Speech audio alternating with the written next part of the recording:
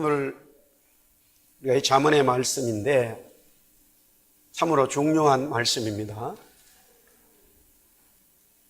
이미 웃는 분들이 있고 그런데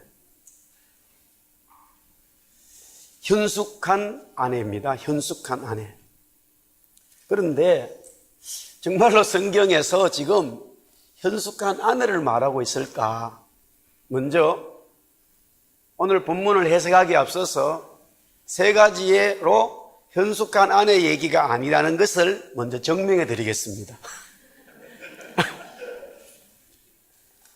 잠언에서 오늘 말씀한 것처럼 나는 당당하게 현숙한 아내를 얻었습니다. 이쪽 동네는 가만히 있고요. 이쪽 동네에 그런 남자들 일어나세요. 저 혼자 일어나.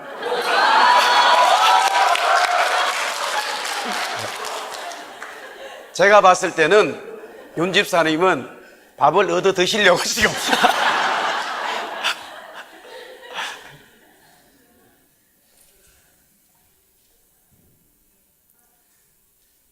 있다고 하더라도요 너무나 극소수고 거의 없어요. 그러면 그래도 현숙한 여자를 얻었는데 조금 그래서 다시 묻겠습니다. 현숙한 아내를 얻었다고 생각하시는 분 앉아 계십시오. 저도 앉아야 되겠습니다. 참으로 곤란한 질문입니다. 근데 성경은 현숙한 아내를 말하고 있다는 거예요. 그리고 잠언의 마지막에 그 말씀으로 결론을 짓는다는 거예요. 우리가 아는 대로 잠언은 솔로몬이 지었지만 오늘 이 본문은 솔로몬이 저자이냐 하는 것에 대해서 많은 논란이 있습니다. 31장을 시작하면서 르무엘이라고 하는 왕이 있는데 그 왕의 어머니가 아들에게 하는 얘기인데 르무엘이 누구냐 이거예요. 르무엘이. 그래서 르무엘이 없어요. 솔로몬의 애칭인가? 학자들은 그렇게도 말하는데 도무지 누구인지를 몰라요. 어찌하든 지금 이 세상에 정말로 성경이 말하는 현숙한 아내가 있을까? 두 번째는 잠언은 시적으로 기록한 시가서입니다. 시가서, 시예요, 시. 오늘 여기에 있는 이 말씀도 우리 성경은 영어나 예를 들어서 우리말은 그냥 번역이 됐지만 놀라운 것은 이 히브리 알파벳으로 한 절에 시작해서 첫 자를 끝까지 만들어 놨다는 거예요. 영어로 말하면 A에 들어가는 단어로 그 다음에 다음 B 이렇게 해서 시를 만들었다는 거예요. 우리 한국의 조선 고려시대에 그런 한문들을 그렇게 만드는 시들이 있어요. 시조가 있어요.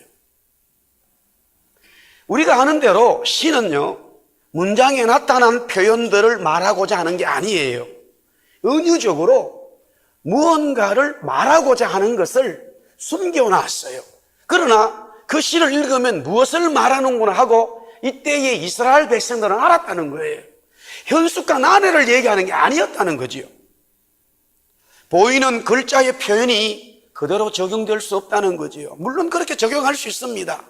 여성들이 현숙한 아내가 되십시오. 아멘도 안 하시네. 우리 여기에 결혼하는 우리 청년들, 선남, 선녀들이 만나는데 너무나 현숙한 아내를 만난다면 인생이 펴요. 그러나 그런 현숙한 아내는 없어요. 꿈을 깨시라고. 저도 고통을 받으면서 살고 있습니다. 아무도 안 믿어줘요. 눈에 보이는 글자의 표현이 아니라는 거예요. 원래 말하고자 하는 잠언의 의미가 있다는 거지요. 잠언은 진실이요, 진리요, 지혜라는 뜻을 가지고 있어요. 히브리서 11장 3절에 제가 지금 두 번째 이유를 또 말하는 거예요. 두 번째 이유. 한번 읽어볼까요? 시작. 믿음으로 모든 세계가 하나님의 말씀으로 지어진 줄 우리가 아나니 보이는 것은 나타난 것으로 말미암아 된 것이 아니니라. 히브리서 말씀 제가 몇 개월 동안 나누었어요. 그리고 11장 우리가 아는 대로 믿음에 대한 장이에요. 믿음의 사람들을 이야기해요. 그런데 사실은 시작할 때 그 믿음의 사람들도 보여지지 않습니까? 그러나 원래는 아니라는 거예요. 그 믿음의 사람들도 보여진 것은 원래 성경이 말하는 그 믿음의 본질이 본질이 아니라는 거예요. 예수님인 것을 말하고 있지요. 히브리서에도 마찬가지예요. 보이지 않는 하나님의 말씀으로 되었다는 사실, 진리를 말하고 있지요. 세상의 학문은 보이는 것으로만 말하고 있습니다. 우리가 지금 여러분들이 이 땅에서 배우는 모든 학문의 기초, 모든 학문의 꽃이 다 진화론이에요. 진화론을 쉽게 설명하면 다른 거 없어요. 보이는 것으로 학문하는 거예요. 보이지 않는 것은 말할 수 없지요. 예를 들어 인간이 어떻게 만들어졌느냐라는 질문에 있어서 진화론은 보이는 것으로 답을 내리는 거예요. 보이지 않는 것을 설명할 수가 없죠. 그래서 보이는 원숭이가 진화되어 인간이 되었다. 그러면 원숭이는 어디서 왔냐? 또 보이는 것을 찾아간 거지요. 그런데 문제는 여기 있어요. 자기들이 보이는 것으로 학문을 만들어서 모든 세상에 가르치고 있는데, 원숭이가 인간이 되었다면 그 중간 과정에 보이는 뭔가가 정인, 어떤 에비던스가 있어야 되는데 그 증거는 없다는 거예요. 원숭이는 있고 사람은 있는데 그 중간에 진화되어서 인간이 되었다면 진화되는 과정에 문과 하석이 나타나야 되는데 없다는 거예요. 우리 청년들 잘 들으라고. 여러분이 배우는 모든 학문이 그렇게 배우는 거야. 진화되어진 중간 과정들의 흔적들을 찾을 수가 없어요. 지구의 생성 과정도 마찬가지예요. 보이는 것으로 답을 내렸어요. 근데 사실 그것도 이 지구를 다 보지를 못하고 우주를 보지 못하니까 또 가설을 만들었어요. 빅뱅이라고 하는 폭발이에요. 정말로 어리석은 생각이죠. 그렇게 폭발한 것이 지구고 태양이고 달이고 우주고 이런 게 생성되었다면, 별이라면 어찌 기묘한 조화를 이룰 수 있어요. 폭발되어 가지고 그 우주의 어마어마한 우주의 별들, 지구만 보더라도 그러죠. 신기하잖아요. 24시간 자전을 해요. 사실은 정확하게 24시간이 아니지만 24시간 자전하고 자전하면서 또 태양을 돌아요. 우리가 지금 비행기 안에 타고 있다니까요. 엄청난 비행기 안에 타고 있어요. 지구라고 하는 비행기가 지금 돌아가고 있어요. 하나님이 창조했다고 하면 될 것을 성경을 믿지 않기 때문에, 하나님을 믿지 않기 때문에 일어나는 인간의 타락의 본성이죠. 보이는 것은 진리가 아니에요. 진리는 보이지 않습니다. 예수님은 보이지 않고 생명의 말씀도 보이지 않아요. 그러나 보이지 않는 것을 믿는 자라고 성경은 말해요. 세 번째는, 그러므로 두 번째도 마찬가지. 현숙한 아내가 보이는 거지요? 아니라는, 그 얘기하려고 하는 게 아니라는 거예요. 마지막으로 현숙한 아내의 잠언이 성경으로, 진리의 말씀으로 들어왔다는 사실이에요. 성경은 하나님을 알게 하고 구원의 진리를 선포하는 말씀이지요. 그 구원의 진리가 예수 그리스도로 말미암아 이루어지기에 성경은 예수님을 전하고 있습니다. 이 말씀은 예수님 없이는 그 어떤 것도 이룰 수 없다는 것이지요. 예수님이 주시는 진리의 말씀이 특정인에게만 국한되어 현숙한 아내가 되게 한다면 그런 말씀은 없어요. 보편적이죠. 예수님은 그렇게 말해요. 누구든지 보편적인 진리를 설명하고 있어요.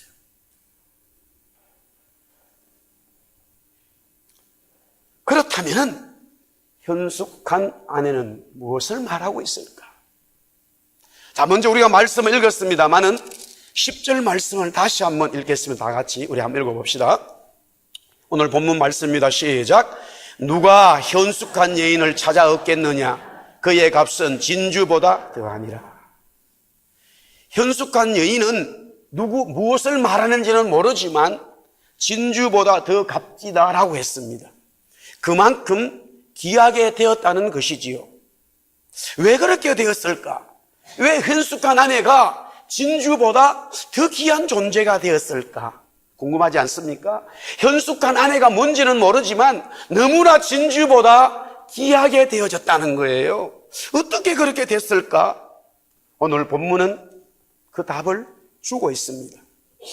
30절 말씀에 있지요. 다시 읽어볼까요? 같이 시작. 고운 것도 거짓되고 아름다운 것도 헛되나 오직 여호와를 경외하는 여자는 칭찬을 받을 것이라. 현숙한 여자는 바로 하나님을 경외하기 때문에, 여호와 하나님을 경외하기 때문에 그 여인은 진주보다 값진 자로 되었다는 거예요. 여기서 경외는 사랑을 말합니다. 그런데 그 사랑이 여호와 하나님만 사랑한다고 말씀하고 있어요. 오직이라는 표현 때문이에요. 오직 여호와 하나님만 사랑하는, 경외하는 자라는 거예요. 현숙한 아내는 이 세상에 그 어떤 아름답고 고운 것들이 있어도 다 헛되고 오직 여호와 하나님만 사랑하는 것이 진주보다 더 값진 것을 알고 있는 여인입니다. 그러면 현숙한 여인은 대체 무엇을 의미하고 있을까? 우리 마태복음 13장 45절에서 46절을 한번 보겠습니다. 읽어보겠습니다. 시작. 또 천국은 마치 좋은 진주를 구하는 장사와 같으니 극히 값진 진주 하나를 발견하며 가서 자기의 소유를 다 팔아 그 진주를 사느니라. 예수님이 비유로 말씀하신 거지요. 누군지는 모르지만 어떤 사람이 진주를 발견했어요. 그 진주가 너무나 좋은 진주예요. 이 세상에서 최고의 가치를 가진 진주 보석입니다. 근데 이 사람이 그 진주를 가질 수 있는 재력이 없어요. 그래서 어떻게 하든지 그 진주를 가지려고 자기의 모든 것을 팔고 다 준비해서 그 진주를 자기의 소유로 만들었다는 사실이에요. 그 진주를 샀다는 거지요. 여기서 진주는 무엇입니까? 계속 예수님은 마태복음 13장에 많은 비유의 말씀을 하는데 여기에 나와 있는 진주로 비유된 것이 무엇입니까? 복음이죠. 복음을 말하는 거예요. 진주가 복음이에요. 그래서 어떤 사람이 복음을 발견했다는 거예요. 복음을 발견했기 때문에 자기의 모든 삶을 털어서 그 복음을 자기의 것으로 소유하게 되었다는 거지요. 진주를 소유한 자를 가리켜 복음을 소유한 자라 말할 수 있는데 바로 따라합시다. 구원받은 그리스도인. 그렇게 말하는 거예요. 그리스도인을 다르게 말하면 성도, 성전, 교회라고 합니다. 복음을 받아들인 한 생명은 천하보다 귀하다고 예수님이 말씀하신 것은 복음이 진주보다 더 값지기 때문에 그 복음을 소유한 자가 되었다는 말이죠. 그 복음, 진주보다 더 귀한 게 복음인데 그 복음을 소유한 자, 그 자가 어떤 자예요? 구원받은 그리스도인, 성전, 교회라 이 말이에요. 그러니 여기에서 현숙한 아내는 진주보다 더 귀하다라고 말했을 때에 복음을 소유함으로써 진주보다 더 귀하게 되어진 진주, 복음을 소유함으로써 가장 귀하게 되어진 그리스도인, 하나님의 성전, 성도, 교회를 말하고 있다는 사실이죠. 할렐루야. 그러면서 오늘 결국에는 제가 계속적으로 지금 어떤 에비던스, 구약의 증거들을 말씀을 드렸습니다마는 오늘 현숙한 아내라는 것은 이미 그 구원의 복음을 가진 자의 삶에 하나님께서 여호와를 경외함으로써 이 교회가, 성도가 하나님을 경외함으로써 나타나는 복에 대한 엄청난 교회의 복을 말씀하고 있는 거예요. 교회의 아름다움을 얘기하고 있는 거예요. 교회의 너무나 멋있는 미를 얘기하는 거예요. 음악에도 미가 있고 미술에도 미가 있고 건축에 미학이라고 그래요. 미가 있어요. 문학에 미학이 있어요. 너무나 아름답다는 거예요. 세계적인 작품이라는 거예요. 마찬가지로 정말로 예수님이 사랑하는 이 교회, 즉 예수님을 진주로 받아들인 교회는 너무나 아름답다는 거예요. 그것이 예수님 지혜자가 예수님이 보고 그렇게 칭찬해 주시는 거예요. 오늘은 이 본문을 한 번 말씀드리고 다음 주일날 한 번 더 드리도록 하겠습니다. 자, 이 교회의 존재가 결국 진주보다 더 귀할 정도로 복음을 받아들였기 때문에 진주는 복음을 설명한 거지 사실은 진주보다 더 귀한 게 복음이에요. 그래서 복음을 받아들인 성도, 복음을 받아들이고 살아가는 교회, 하나님의 교회, 여러분과 저를 주님은 너무나 귀하게 아름답게 보고 있다는 거예요. 그 교회를 현숙한 노벌이라는 뜻이에요. 숭고하다는 거지요. 너무나 아름답다는 거지요. 아름다운 교회로 인정해 주고 있다고 하는 사실이죠. 어떻게 주님이 인정하시는가 한번 볼까요? 자, 먼저 25절 말씀 읽어보겠습니다. 다 같이 25절 시작. 능력과 종기로설 삼고 후일을 웃으며 라고 되어 있습니다. 현숙한 교회는, 이제 제가 교회라고 말합니다. 현숙한 아내, 여인은 교회인데, 교회는 진주보다 더 귀한 복음, 즉 예수님을 소유했습니다. 그래서 예수님이 가지고 있는 능력과 종기를 교회도 동일하게 가지고 있다고 하는 사실이에요. 신랑이신 예수님이 가지고 있는 능력과 종기를 그 예수님을 믿는 우리 모두가 동일하게 예수님의 능력과 종기를 가질 수 있다는 거예요. 지금 현숙한 아내, 현숙한 교회는 능력과 종기를 가지고 있어요. 자, 요한계시록 5장 12절에서 14절 말씀 먼저 한번 보겠습니다. 우리 한번 또 같이 읽어볼까요? 시작. 큰 음성으로 이르되 죽임을 당하신 어린 양은 능력과 부와 지혜와 힘과 종기와 영광과 찬송을 받으시기에 합당하도다 하더라.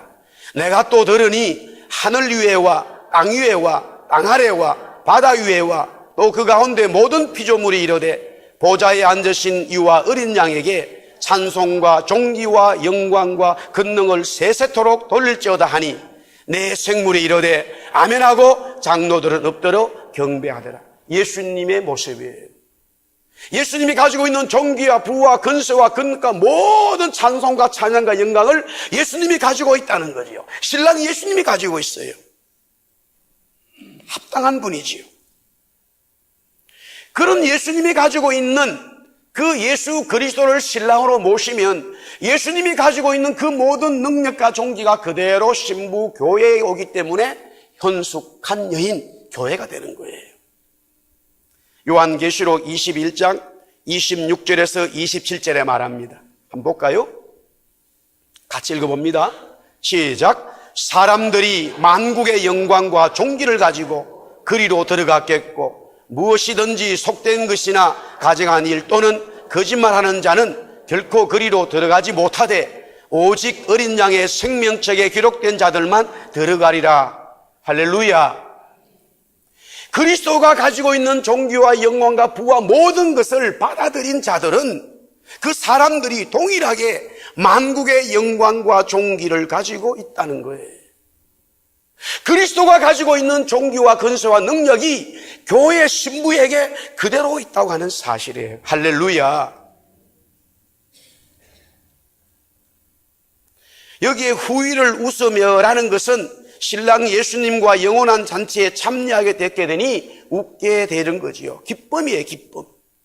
능력과 종기의 옷을 입고 있는 교회가 예수 그리스도가 다시 땅에 오실 때에 그 잔치에 참여하게 되니까 너무나 감사하고 너무나 기쁘고 어찌할 바를 모른다는 거예요. 웃음이라고 하는, 웃는다고 하는, 이삭이라고 하는 이름을 주었다는 거예요. 이삭이라는 이름이 뭐예요? 웃는다는 뜻이에요. 근데 교회가 보세요. 사라가 아들을 낳았습니다. 그런데 사라가 아들을 낳을 수 없기 때문에 하나님의 천사가 아들을 낳는다고 그러니까 남편에게 말했어요. 텐트 밖에서 사라가 들었지요. 자기가 아이를 낳을 수 없는 거예요.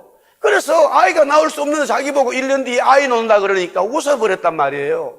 이건 비웃는 거예요. 조롱하는 거예요. 그런데 너는 웃었다는 거예요. 또 웃었다고 하니까 그래요. 제가 웃었습니다. 이래 말해야 되는데 또 안 웃었다고. 순간 거짓말을 우리는 밥먹듯이 합니다. 하나님 앞에 은혜를 받을 수 없는 자예요. 그런데 사라는 정말 아들을 낳게 되었죠. 그래서 아들을 낳으면 이삭 아이작이라 해라. 그 뜻이 너가 웃었다는 뜻이에요.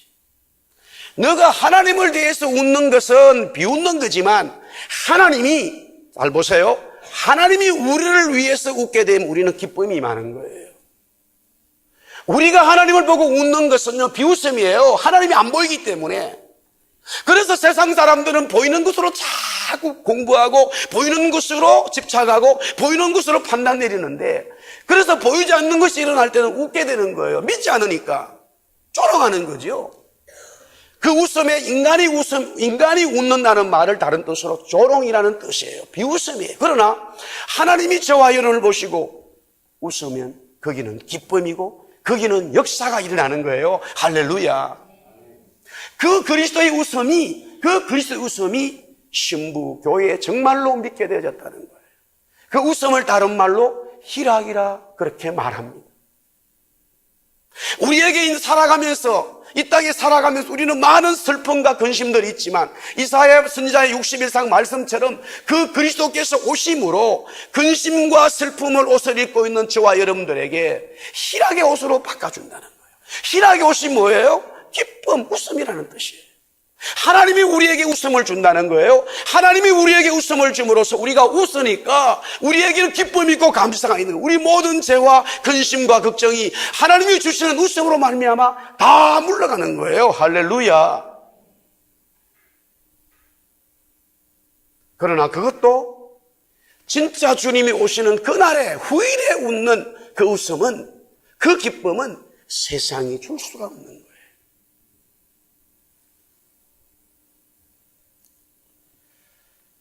그러니 현숙한 여인은 교회를 말하고 있어요. 그리스도가 가지고 있는 존귀와 영광의 모든 그 권위를 교회 신부는 그대로 가지고 있다는 거지요. 그리고 31절 말씀 또 보겠습니다. 31절 우리 한번 볼까요? 시작. 그 손의 열매가 그에게로 돌아갈 것이요 그 행한 일로 말미암아 성문에서 칭찬을 받으리라.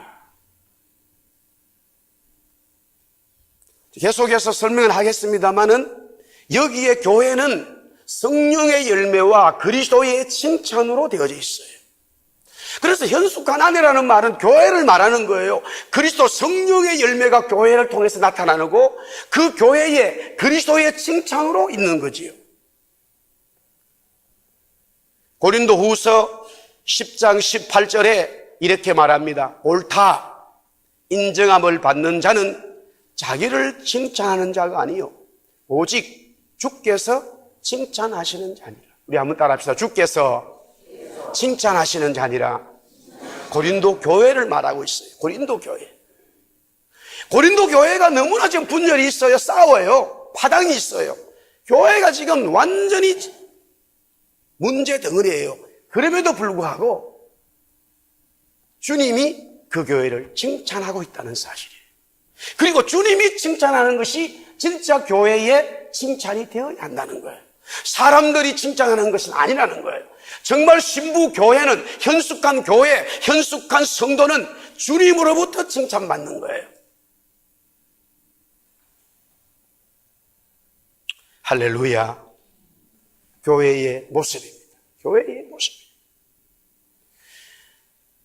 신랑 예수님의 사랑을 받고 값진 진주보다 더 귀하게 된 신부 교회는 전적으로 신랑 예수님의 마음에 믿음을 주고 있습니다. 자, 보세요. 하나님, 여호와 하나님만 경외하는 교회가 되으니까 그리스도가 하나님이 가지고 있는 종기와 권세를 다 교회가 가지고 있고, 그 교회를 통해서 성령의 열매가 맺어지면서 그리스도를 통해서 칭찬받게 되니까 그리스도는 그 교회를 믿어주는 거예요. 11절 말씀 보세요. 11절. 우리 한번 읽어볼까요? 시작. 그런 자의 남편의 마음은 그를 믿나니 산업이 필적하지 아니하겠습니다. 신랑 예수님이 신부 교회를 믿어주는 거예요. 인정을 받았다는 말이지요. 신랑이 예수님의 마음에 합한 교회라는 거죠. 합한 자라는 거죠. 하나님은 다윗을 보고 내 마음에 합했다라고 말씀했어요. 하나님이 다윗을 믿어주었다는 말씀이지요.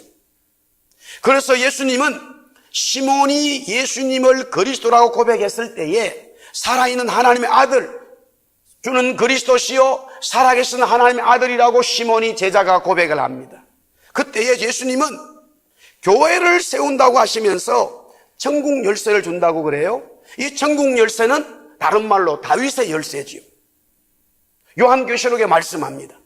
하나님의 합한 교회에 다윗에게 열쇠를 준다는 것은 천국 열쇠를 주는 거예요. 무슨 말입니까? 구약의 다윗이 하나님 마음에 합했어요. 그러니까 하나님께서는 그 다윗을 등용 눈에 보이는 자이기 때문에 눈에 보이는 그 자의 이름을 써서 계시록 마지막에 교회에 다윗의 열쇠를 준다는 거예요. 다윗은 죽어버렸어요. 이미 오래전에 죽었어요. 다윗은 보이는 사람이었어요. 보이지 않는 사람이 아니에요. 그런데 지금 현장에 있는 이 마지막 때에 저와 여러분의 교회, 우리 예수사랑 교회와 모든 하나님의 교회에 하나님 마음에 합한 자가 되면 하나님께서 그 교회를 믿어주는데, 그 교회를 믿어준다는 것이 천국의 열쇠를 줘버린다는 거예요. 믿어준다는 것, 하나님이 나를 믿어준다는 것, 그것보다 놀라운 은혜가 없어요. 당연히 우리는 하나님을 믿는 거예요. 반대로 말하면 우리가 하나님을 전적으로 여호와만 경외하는, 다른 거 보지 않는 거예요. 세상의 모든 것이 헛되고 진리가 아니구나 하고 하나님만 바라보게 되는 거죠. 하나님만 바라보게 되니까 하나님은 그 교회를 믿어주는 거예요.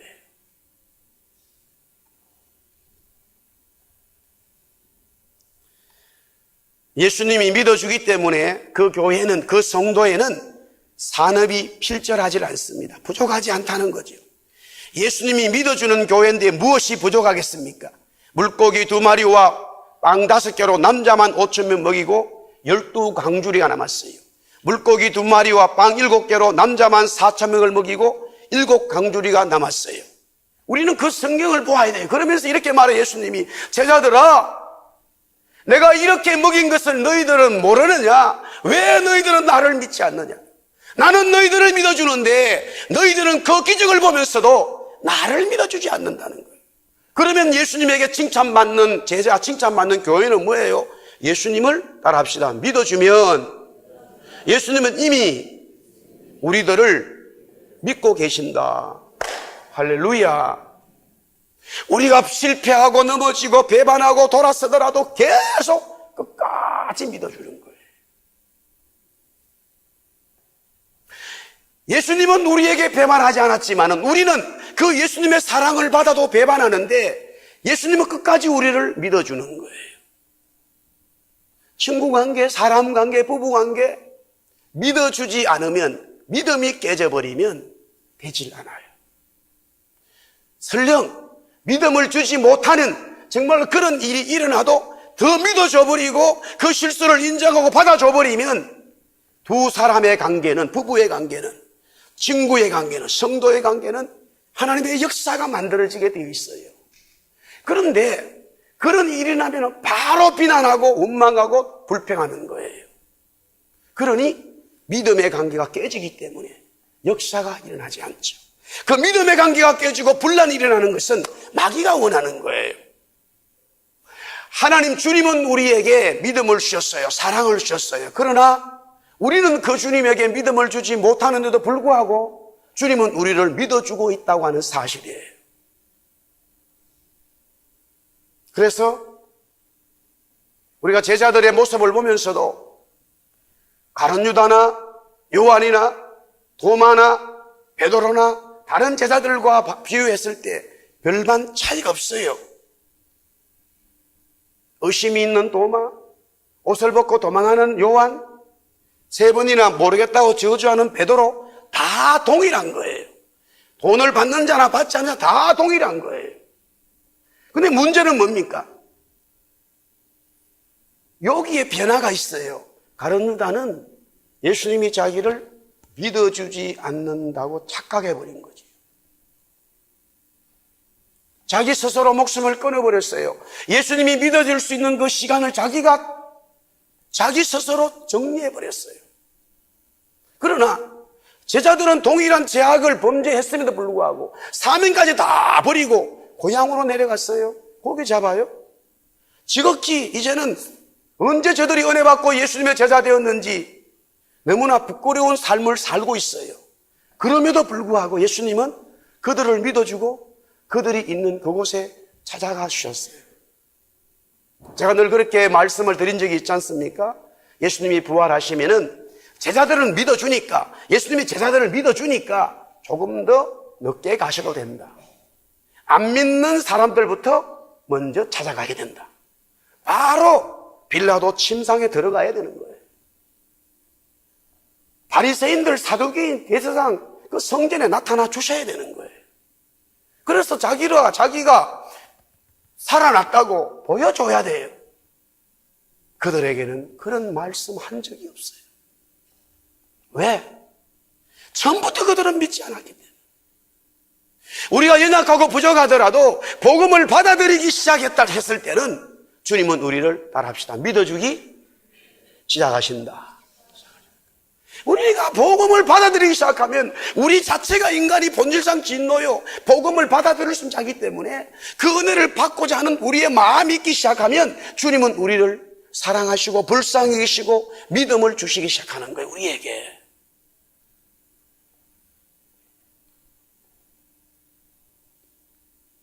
그러니 교회는, 성도는 핍절하는, 부족함이 없다는 거예요. 여호와는 나의 목자시니 나는 부족함이 없어요. 다윗이 왜 그 고백을 했겠어요? 그래서 하나님이 그를 보고 합한 자라는 거예요. 세상에 살다 보면 왜 부족한 게 없어요? 그러나 우리의 신앙은 여호와를 경외하고 주님을 섬기는 그 사랑에 픽스되어지기 시작하면 우리의 불만과 우리의 불평과 우리의 모든 것들은 사라져가요. 그 주님의 사랑을 모르고 세상에 맞춰버리기 시작하면 모든 것이 부족한 거예요. 모든 것이 불평으로 보이기 시작하는 거예요. 불만인 거예요. 주님의 사랑에 우리가 고정되어지기 시작하면은 우리는 모든 사람들 관계에서 너무나 주님의 사랑이 넘치게 되어져 있어요. 왜? 내가 부족함이 없다고 고백이 나오기 때문에. 할렐루야.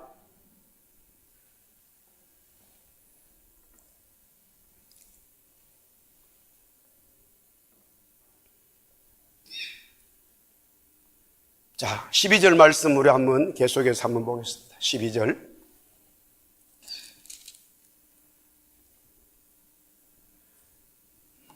우리 31장 12절 다 같이 시작. 그런 자는 살아있는 동안에 그의 남편에게 세언을 행하고 악을 행하지 아니하니라. 그런 자는 바로 현숙한 아내를 말하지요. 신랑 예수님이 신부교회를 믿어주기에 신부교회는 어떤 고난과 환난이 와도 신랑 예수님을 원망하지 않는다는 말씀이에요. 도리어 그 어려운 환난에서도 신랑이신 예수님을 더 잘 섬긴다는 것이지요. 선을 행하고 악을 행하지 아니한다는 것이 그런 의미예요. 그뿐만이 아닙니다. 우리 23절 말씀 한번 읽어볼까요? 23절 다 같이 시작. 그의 남편은 그 땅의 장로들과 함께 성문에 앉으며 사람들의 인정을 받으며 그랬습니다. 신부교회가 신랑 예수님을 너무나 잘 섬기기 때문에 신랑 예수님은 장로들과 함께 성문에 앉아 온 세상의 사람들로부터 인정을 받는다는 거예요.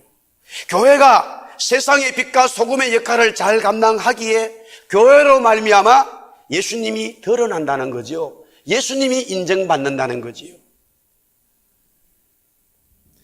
예수님은 교회 우리들을 보시고 세상의 빛과 소금이 되라고 말씀했어요. 우리가 세상의 빛과 소금이 되면 우리가 교회가 드러나지만 실제로 누가 드러나요? 누가 인정받아요? 예수님이 인정받는 거예요. 지금 현숙한 아내는 너무나 남편을 잘 섬기기 때문에 남편이 온 동네 사람들로부터 지도자랑 함께 앉아서 거기서 그 남자가 그 남편은 아내 때문에 인정을 받고 있는 거예요. 무엇을 말합니까? 성문에 있는 모든 이 세상의 사람들은 교회가, 신부 교회가, 성도 교회가, 예수님으로부터 신부된 교회가 이 세상의 빛과 소금이 되어버리면은 교회가 인정받는 것이지만은 실제는 그리스도 주님이 교회를 통해서 인정받는 거예요. 반대로 말하면 교회가 세상의 빛이 소금을 잃어버리면 교회가 짓밟히는데 예수님은 그렇게 말씀하셨죠. 짓밟힌다 세상에. 교회가 짓밟히는 것으로 끝나는 것이 아니에요. 예수님이 짓밟히는 거예요. 그러면 실제로 예수님이 짓밟힙니까? 아니에요. 그러나 점점 더 세상 사람들은 예수님을 믿지 않는다는 거지요. 우리가 이 땅에서 세상에 빛과 소금으로 드러나는 교회가 되어야 예수님이 인정을 받는 거예요. 예수님이 인정받는 거예요. 할렐루야. 그래 예수님은 빛과 소금의 직분을 드러내는 그 사명을 잘 감당하는 교회에 더 칭찬하겠지요. 지금 한국 교회는 이제 세상 사람들에게 짓밟히고 있습니다. 물론 그렇지 않은 교회도 있어요. 우리가 알지 못하는 분명히 교회들이 있습니다.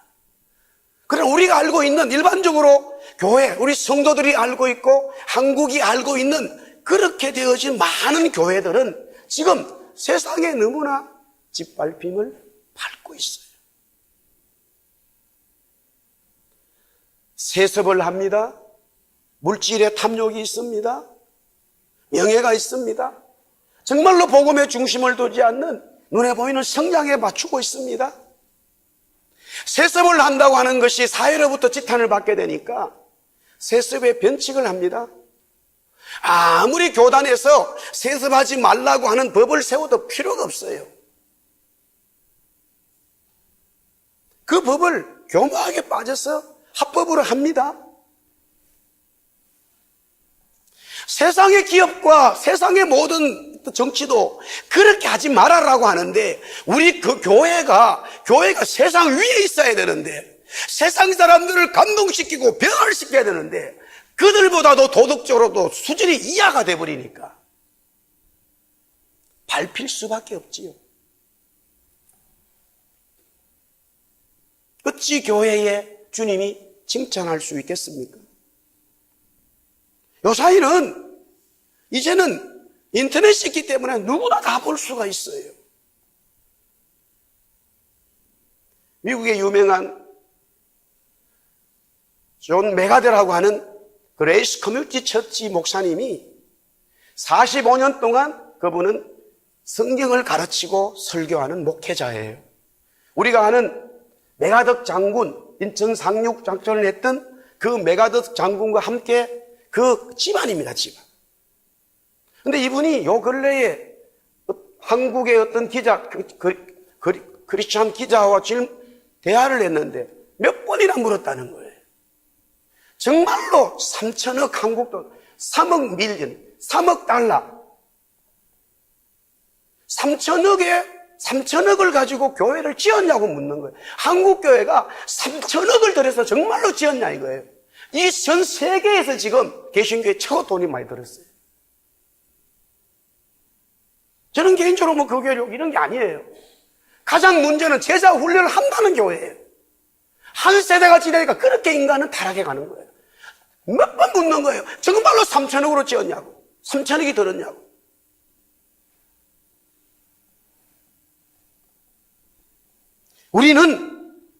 주님은 우리를 끝까지 믿어줍니다. 물론 그 믿어준다는 것은 주님이 이 땅에 오실 그날까지예요. 아멘? 성경은 그렇게 말해요. 주님이 구름 타고 오시는 그날까지 저와 여러분을 믿어줍니다. 그러면 우리가 예수님이 우리를 믿어주기 때문에 신분교회 현숙한 안에 현숙한 교회 성도는 예수님을 믿어주고 예수님이 우리로 하여금 높아지도록 해야 됩니다. 그것이 우리의 사명이에요. 성문에 앉아서 신랑이 모든 장로들과 더불어 온 동네 사람으로부터 아내 때문에 칭찬받고 인정받는 그 남편 신랑 예수님을 우리가 만들어 주어야 된다는 사실이에요. 물론 우리가 그렇게 하지 않아도 예수님은 원래대로 존귀와 영광과 부와 권세가 가지신 만물을 창조하신 하나님이에요. 아멘? 우리가 그렇게 하지 못하더라도 그분은 자기의 존귀와 영광을 다 받으시는 분이에요. 그래서 성경은 하나님은 그리스도 주님, 성령님은 눈에 보이지 않는 분이기 때문에 우리가 눈에 보이는 그 하나님을 어떻게 하나님으로 인식할 수 있을까? 그러다 보니까 아버지와 아들로, 그러다 보니까 신랑, 신부로, 그러다 보니까 친구로 얘기한 것뿐이에요. 제가 수요일 날 금요일도 말씀드렸는데 교회 여자 얘기가 많고 가부 얘기는 많지만 혼자 사는 남자 얘기가 없어요. 호레비 얘기가 없다니까 성경에. 그러면 실제로 부부가 살다가 아내가 죽을 수도 있잖아요. 왜 그런 얘기는 적지 않냐고. 성경은 진리를 적는 거예요. 그 진리가 하나님은 보이지 않고 진리 말씀은 보이지 않는데 보이는 것으로 우리에게 주기 위해서 가장 쉽게 이해하기 위해서 하나님이 신랑으로 등극되어진 것뿐이에요. 그래서 랭귀지 문장적으로도 하나님을 표현할 때 자꾸 남성 명사를 쓰게 했어요. 그리고 처치라고 하는 교회를 여성 명사로 해서 신랑 신부로 자꾸 설명한 것뿐이에요. 그러나 예수님은, 하나님은 사람이 아니에요. 피조물이 아니에요. 그분은 창조주요 이 모든 만물을 다스리는 하나님이신 줄 믿습니다. 사람이 아니에요. 그분은. 그러므로 우리는 주님이 나를 믿어주고 있는데, 주님이 여러분을 믿어주고 있는데, 주님이 우리 밴쿠버 예수사랑교를 믿어주고 있는데, 우리 교회를 통해서 그리스도 주님 신랑이 모든 세상 사람들로부터 인정을 받는 역사가 우리에게 있어야 됩니다. 그 삶이 있어야 돼요. 우리는 고민해야 됩니다. 우리는 그 사랑에 감사해야 됩니다. 그것이 현숙한 아내요 교회인 줄 믿습니다. 오늘도 우리가 이 자문의 말씀을 통해서 그렇구나, 눈에 보이는 여자가 아니었구나, 교회를 말하고 있구나, 구원받은 하나님의 백성들을 말하고 있구나. 그 구원받은 백성들, 하나님의 백성들을 하나님은 인정해주고 그리스도 주님이 가지고 있는 존귀와 영광과 모든 부와 권세를 우리에게도 주시면서 그것을 가지고 이 땅에서 빛과 소금으로 세상을 밝히라고 말씀하고 있구나. 그것을 우리는 깨닫고 돌아가기를 주의 이름으로 축복합니다. 그러므로 이 세상에 살아가는 우리 한 주간의 삶에 있어서 정말로 고민해야 되고 여러 가지 일들이 있지만 우리가 그것 때문에 싸워야 될 일은 아니라는 사실을 믿음으로 선포하기 바랍니다. 따라합시다. 주님은 나에게 부족함이 없도록 역사하십니다. 할렐루야. 우리 한번 옆 사람 인사하겠습니다. 주님이 당신에게 부족함이 없습니다. 모든 걸 주십니다. 사랑합니다. 우리 한번 인사합시다. 자, 우리 일어나서 찬양할까요? 우리 349장입니다.